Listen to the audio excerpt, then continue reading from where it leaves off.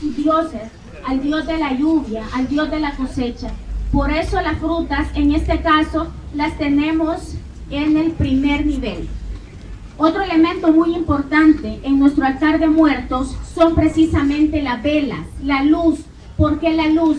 Porque es la que guía el camino de los fieles difuntos. Encontramos también en nuestro altar flores, encontramos muchas flores de diferentes colores y de diferentes estilos de flores que se encuentran en nuestro país, principalmente en la región de Occidente. Algunas personas expresan que en El Salvador casi no se hacen altares. En realidad hay muchos lugares de nuestro país donde los pueblos originarios siguen realizando sus altares. Si nosotros vamos a la zona de Izalco, Nahuizalco, vamos a encontrar esta noche diferentes tipos de altares. Y esos altares destacan precisamente por las ofrendas de las frutas. Tenemos un arco también. Tenemos un arco que está elaborado con flores y palmeras. ¿Por qué ese tipo de flor? Ese tipo de flor naranja se cree que representa la luz del sol. Esa luz que también guía a los fieles difuntos y que a la vez el arco que encontramos en el pináculo de nuestro altar representa la entrada al inframundo.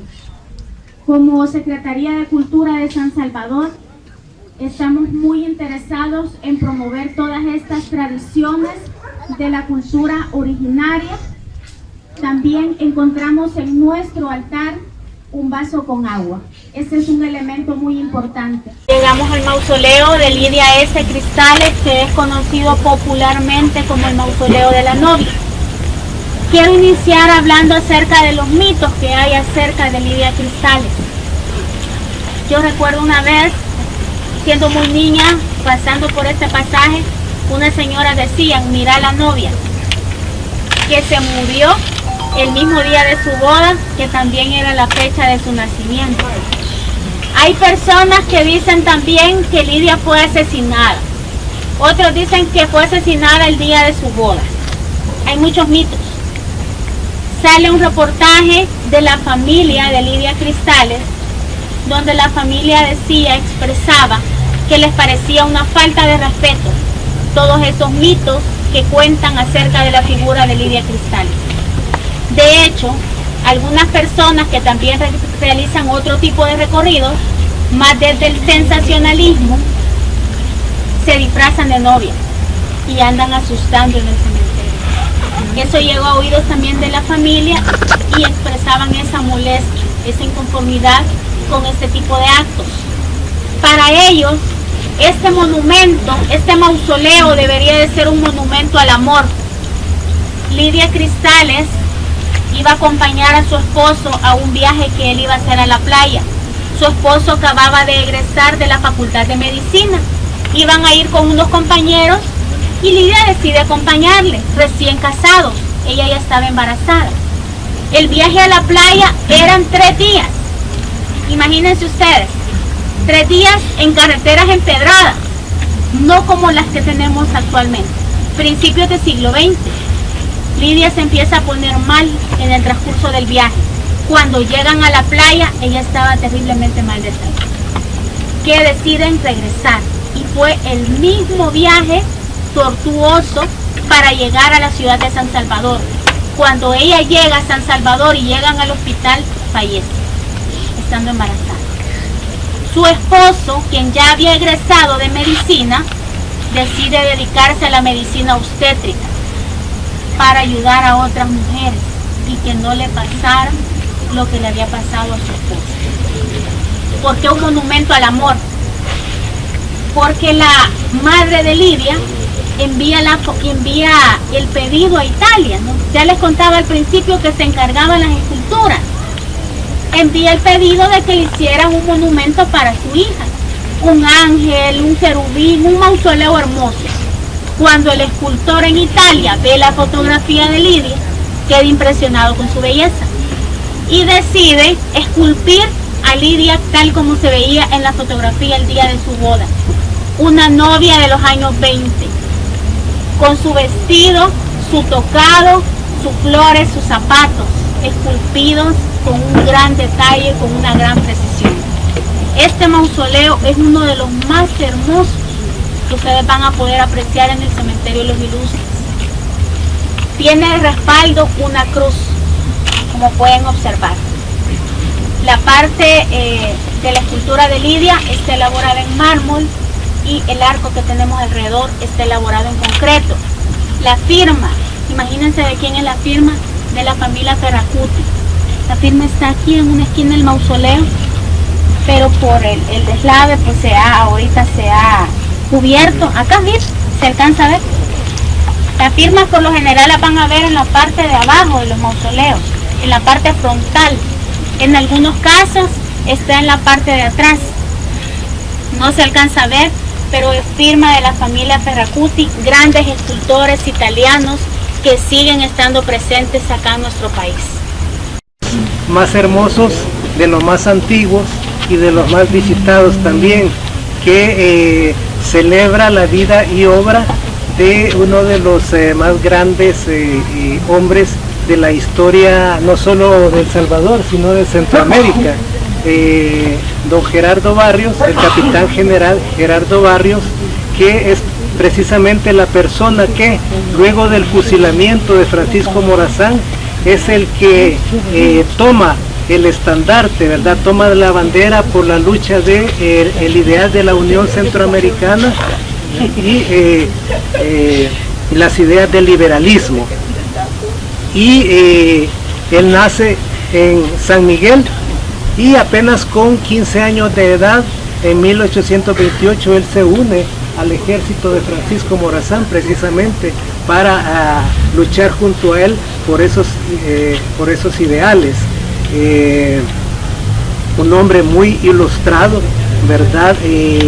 Se dice que era un hombre con muchos conocimientos de matemática, de física, de historia, de teoría política, y igual que Morazán también fue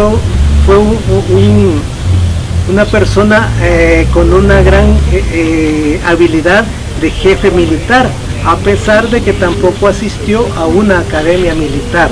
Entonces se le reconoce por diferentes contribuciones, ¿verdad? Además de las ideas del liberalismo y la Unión Centroamericana, se le reconoce por el gran impulso al café. Por eso es que ustedes pueden ver aquí alrededor, ahí les voy a pedir por favor que no me vayan a maltratar las plantitas de café.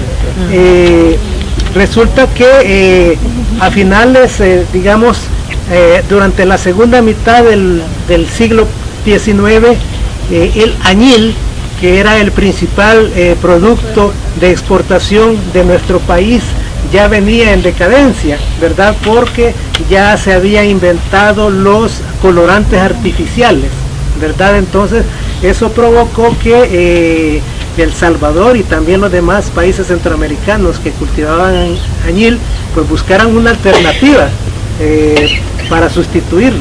Entonces fue precisamente el café, y Gerardo Barrios se le atribuye el apoyo al café. Hay ciertas leyendas, cierta mitología, ¿verdad?, que dice que fue Gerardo Barrios el que introdujo el café al país.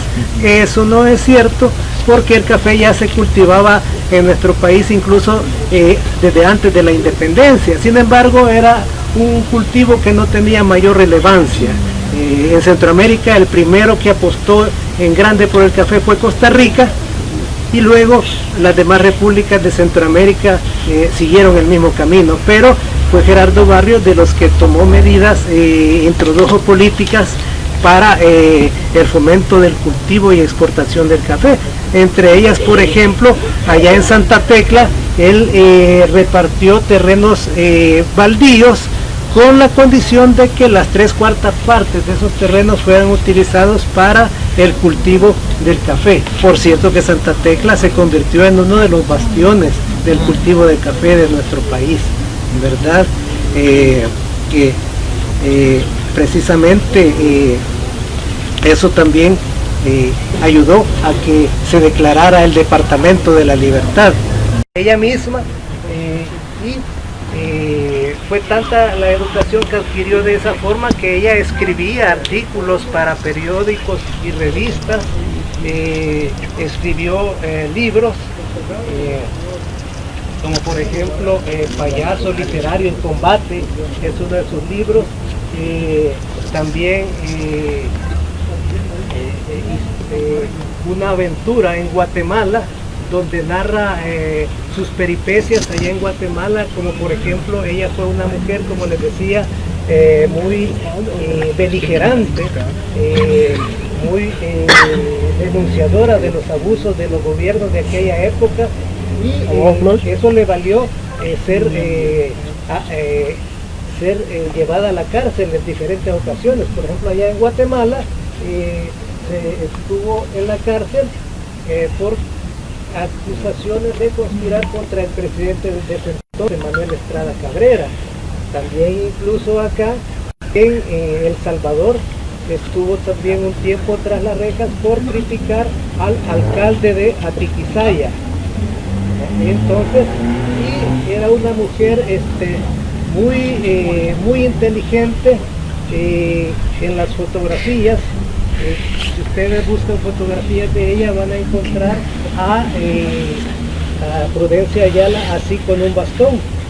Sí, algunas personas creen que usaba el bastón porque ella cojeaba, y no era eso, sino que el bastón era, digamos, un símbolo del poder masculino en aquella época, ¿verdad? Estamos hablando de las primeras 4 décadas del siglo pasado. Entonces parte de la vestimenta elegante de un hombre era el bastón, ¿verdad? Entonces ella lo utilizaba también como símbolo de poder. Y otra particularidad, que ella fue la primera mujer que tuvo la intención de ser candidata a presidenta de la República. Sin embargo, en aquella época, estamos hablando de las elecciones de 1931. Sin embargo, en aquella época las mujeres no tenían no eran reconocidas como ciudadanas, mejor dicho. No eran reconocidas como ciudadanas, entonces no tenían derecho al voto, y mucho menos postularse como candidatas a una presidencia.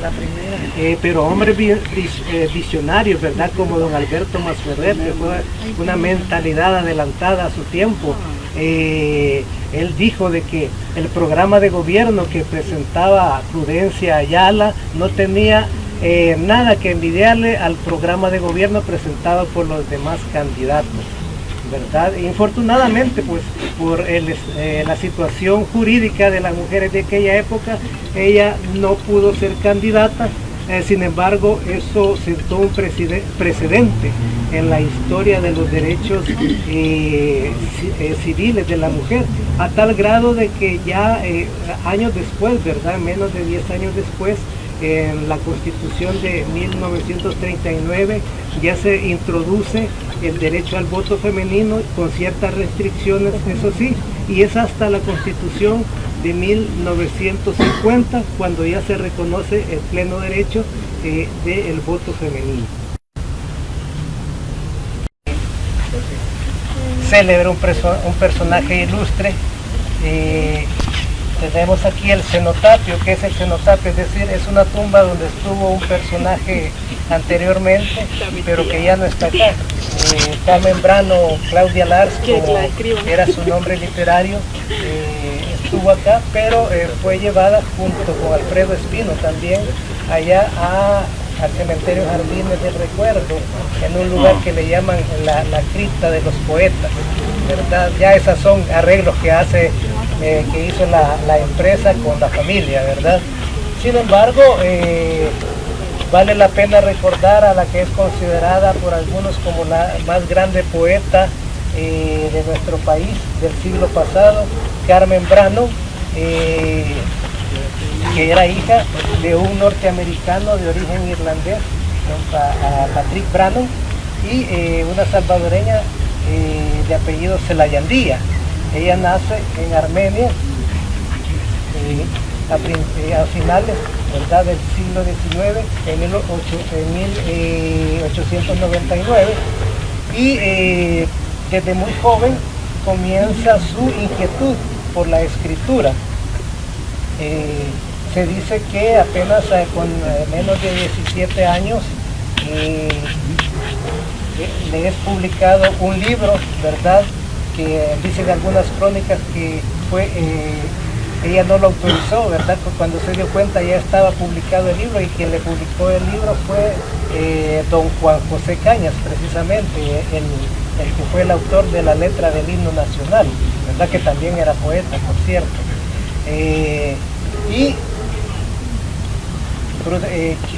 Claudia Lars estudia acá, ¿verdad? Primeramente con maestros en su casa, luego es enviada a estudiar a Santa Ana, y estando muy joven tuvo una relación amorosa con un poeta nicaragüense llamado Salomón de la Selva. Sin embargo, los padres de ella estaban en contra de esa relación, y para separarlos a ella la envían a Estados Unidos, a donde la familia del padre de ella. Allá ella perfecciona el idioma inglés, y allá es donde conoce a su primer esposo, Leroy Beers. Ella está varios años allá. Por ejemplo, ella trabaja como profesora de español en Nueva York, y luego casualmente al esposo de ella lo mandan a trabajar a la embajada de Estados Unidos en nuestro país, y ella regresa acá a nuestro país a principios de los años 30. A principios de los años 30 es precisamente cuando comienza a utilizar el seudónimo de Claudia Lars, ¿verdad? Ella fue contemporánea de grandes intelectuales como Salarrué, Francisco Gavidia, y se dedicó mucho también a la poesía dedicada a los niños. Incluso trabajó también en programas de radio, en programas infantiles. Incluso tenía en un momento de su vida tuvo un espacio en la radio junto con el músico Pancho Lara, ¿verdad? Nos ayudan ahí, por favor, no haciendo mucho ruido, por favor, para que podamos escuchar. Gracias. Bien, pues Claudia Lars posteriormente se divorcia de Leroy Beers, con él tuvo el único hijo, regresa aquí al país, ocupa varios puestos, ¿verdad?, en el gobierno, como por ejemplo fue directora de lo que es ahora la Dirección de Publicaciones e Impresos, es decir, la editorial del gobierno, ¿verdad?, la institución del Estado que publica literatura. Y también, como le decía, sus trabajos en periódicos, en páginas infantiles como del Diario de Hoy, ¿verdad?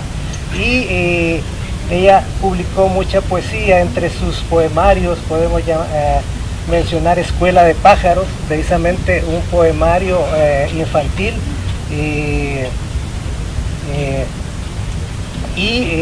un poemario también llamado Ciudad bajo mi voz, que es un poemario con el cual ganó un concurso literario con motivo de la celebración de los 400 años de la fundación de San Salvador.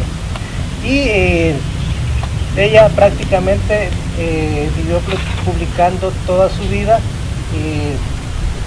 Ella estuvo también un tiempo en Costa Rica, y luego es enviada también a Guatemala, que es donde conoce a su segundo esposo, con el que no tuvo descendencia, y ella fallece acá en nuestro país en el año de 1974 a causa de un cáncer de mama.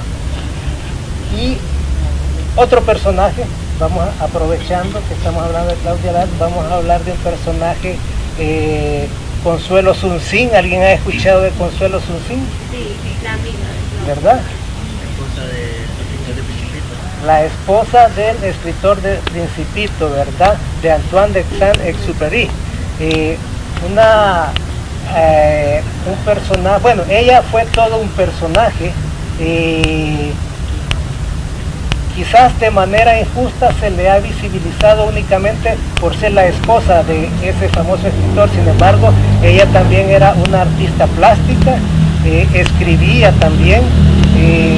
Hay, digamos, quizás dos libros conocidos de ella, uno Oped, ¿verdad?, que es el nombre de una ciudad donde ella estuvo allá en Francia durante la ocupación alemana de Francia durante la Segunda Guerra Mundial. Quizás el libro más famoso que salió a principios de los años 2000, Memorias de la Rosa, donde prácticamente es una especie de autobiografía, ¿verdad?, de su vida con el escritor. Los que han leído El Principito, ¿verdad?, ahí se menciona una rosa, ¿verdad?, la rosa favorita del Principito. Entonces se dice que esa rosa favorita del Principito es precisamente Consuelo Suncín, ¿verdad? Y menciona también unos árboles, ¿verdad? Y menciona los volcanes. Supuestamente se dice que también esos volcanes son allá el volcán de Izalco, el Cerro Verde, el volcán de Santa Ana, que estaban, digamos, a la vista de Claudia Lars cuando ella era niña, ya que ella nace y crece allá en Armenia, ¿verdad? Una de las situaciones de Consuelo Suncín, como les decía, es de que de manera injusta solo se le relaciona por ser la esposa del autor del Principito. Sin embargo, también ella fue todo un personaje. Ella se educa en Estados Unidos también, luego va a México a estudiar periodismo. Allá conoce a un famoso personaje de la intelectualidad mexicana llamado José Vasconcelos, que fue ministro de Educación y a quien es considerado, digamos, el padre quizás del sentimiento nacionalista de los mexicanos. También estuvo casada con otro eminente intelectual guatemalteco llamado Enrique Gómez Carrillo, que allá entre finales del siglo XIX y las primeras décadas del siglo XX se le llegaron a llamar el príncipe de los cronistas, ¿verdad? Se dice que muchos escritores deseaban de que Enrique Gómez Carrillo escribiera los prólogos para sus libros, ¿verdad? Entonces ella, Consuelo Suncín, un verdadero personaje.